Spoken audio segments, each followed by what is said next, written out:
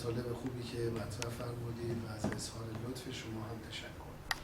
इनके जी कई भी आपने अपने मतलब जो अपने हमारे वास्ते अपने बयान किया है आपने जो लुत्फ करम जो इन्हें वास्ते में गनो खुशालाने मुतशक्किर از خدای متعال برای همه شما موفقیت و سلامتی آرزو می‌کنم. अल्लाह ताला नज़दीक तमन्ना रखो कि अल्लाह ताला तुम्हारे तमाम ने वास्ते अपने मुवफ़्फ़क़ियत में आते درس بزرگ اهل بیت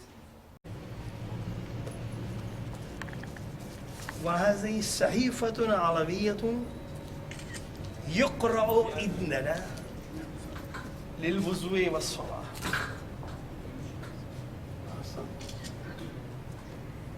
أشكركم كثيرا. تعريف خودشون زاره. شكرا لك. نعم نعم قرآنية. شكرا جزيلا شكرا جزيلا. صناعة اليدوية الإيرانية. نعم هذا سجاد. بسم الله وإلا ذكر للعالمين. أحسنت. هذه الرواية من أمير المؤمنين في كتب التعويذات والعمليات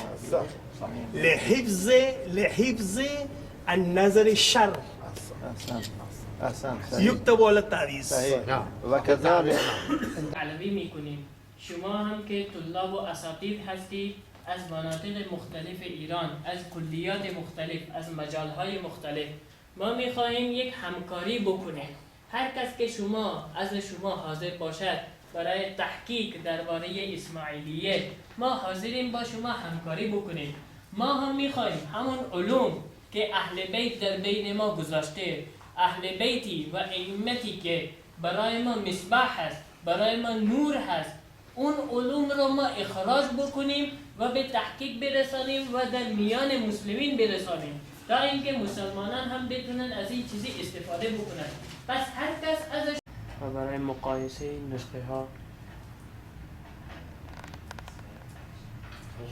و دوم بعد این فرمودن که اگر از این نسخه های زیادی در قرار در اختیار ما بذارید به فرقه های مختلف اسماعیلیه یعنی हमें लोग को बेचिस्ती बनेला છે એક નૂર ઇલાહી ને એક તીનત તો અમારું जिस्म भी पाक છે અને અમારી જે રૂહ છે નફ્સ છે ખ્યાલ છે મકાસિદ છે ઝહન છે અક્લ છે ये भी पाक और साफ तैयब और ताहिर છે